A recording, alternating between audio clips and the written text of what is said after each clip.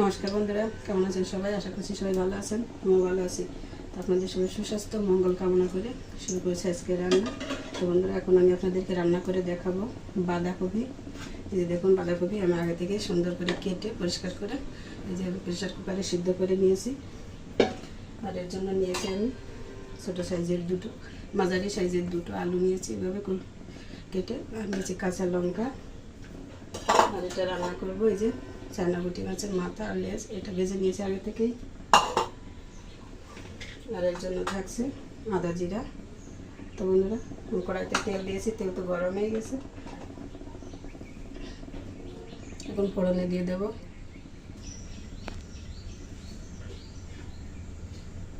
তো বন্ধুরা, তেল তো সুন্দর গরম হয়ে গেছে। আমি এখন ফোড়নে দিয়ে দিচ্ছি শুকনো লঙ্কা, জিরা,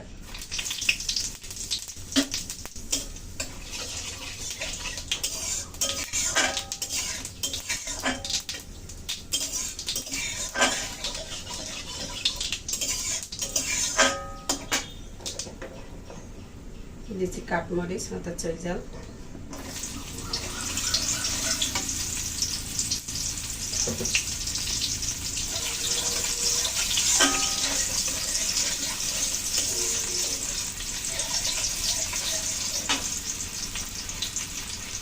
ফোড়নটা ভালো করে ভেজে নিলাম। এখন দিয়ে দিচ্ছি কেটে রাখা আলুগুলো।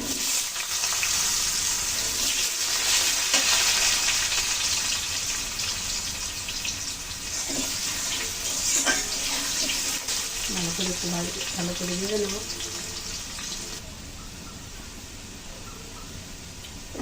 আলুগুলো ভালো করে ভেজে নিলাম। এখন দিয়ে দিচ্ছি ভেজে রাখা মাছ।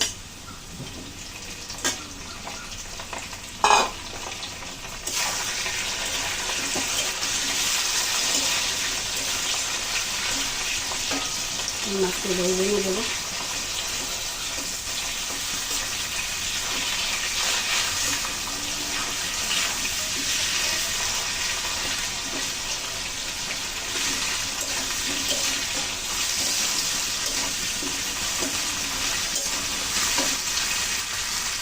দিয়ে দিচ্ছি কাঁচা লঙ্কা।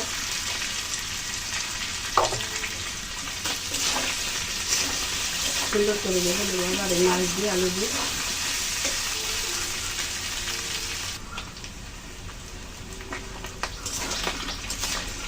মাছ দিয়ে আলু দিয়ে কিন্তু দেখুন সুন্দর করে ভেজে নিয়েছি। ভেজে এখন দিয়ে দিচ্ছি আদা দিলাম আর জিরা বাটা দিয়ে দিলাম।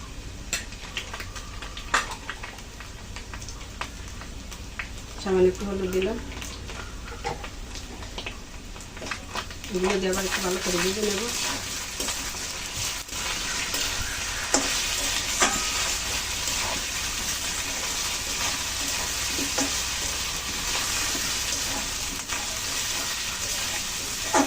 মা ঠাকুরমাদের রান্নার পদ্ধতি, এই পদ্ধতিতে রান্না করলে কিন্তু পেঁয়াজ রসুনের স্বাদে ফেল হয়ে যাবে এখানে। বন্ধুরা, একভাবে যারা করে খেয়েছেন তারা তো অবশ্যই জানে, যারা খাননি তারা অতটা একবার ট্রাই করবেন বাসায়। তোমরা সব কিছু দিয়ে দেখুন কত সুন্দর করে ভেজে নিলাম। এখন আমি দিয়ে দিচ্ছি সিদ্ধ করে রাখা কপি।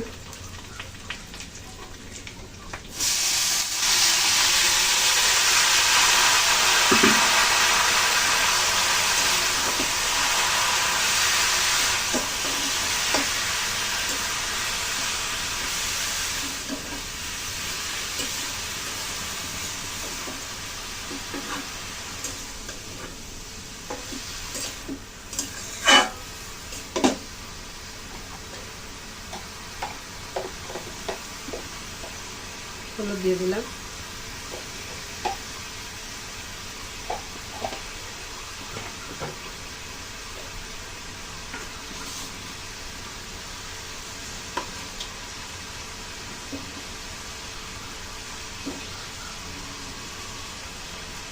দিচ্ছি লবণ।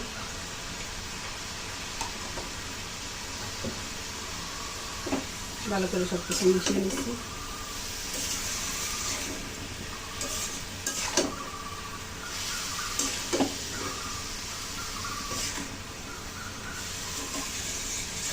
সত্য কথা বলতে বন্ধুরা, মা ঠাকুমা কাকিমা এরা যেভাবে রান্না করতেন, এই রান্নার স্বাদ কিন্তু একদম সত্যি মুখে লেগে থাকার মতো হতো।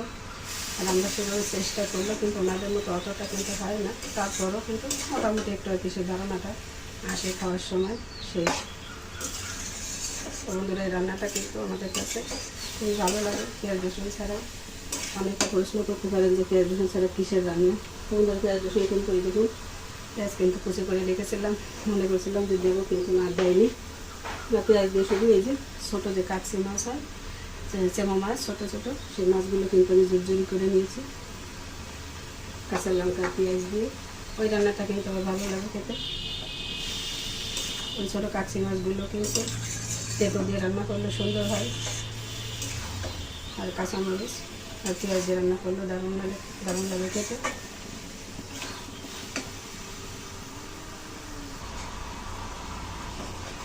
সব কিছু দিয়ে ভালো করে মিশিয়ে নিন। এখন ঢাকা দিয়ে রান্না করবো, তাহলে আলুগুলো সুন্দর করে সাফ হয়ে যাবে।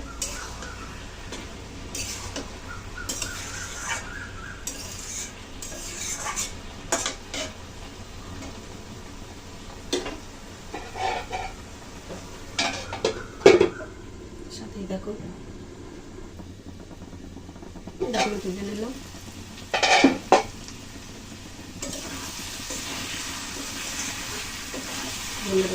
গন্ধটা কিন্তু ফিরে হয়ে গেছে রান্না। দেখুন তেল ছেড়ে দিয়েছে, এটা তো রান্না কিন্তু হয়ে গেছে।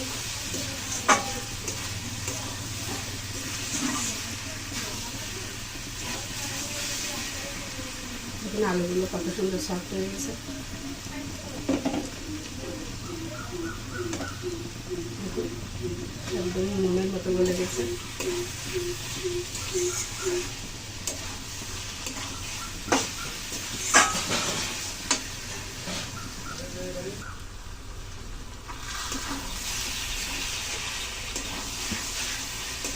সবশেষে আমি এখন একটু জিরাগুলো দিয়ে দিচ্ছি, যা চামচগুলো দিয়ে দিলাম।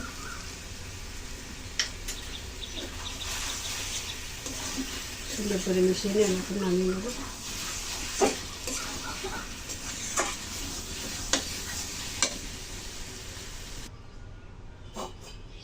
তো রান্না হয়ে গেছে। আমি কিন্তু চুলা বন্ধ করে কিছু সময় জন্য একটু ঢাকা দিয়ে রেখেছিলাম, এখন আমি তুলে নিচ্ছি।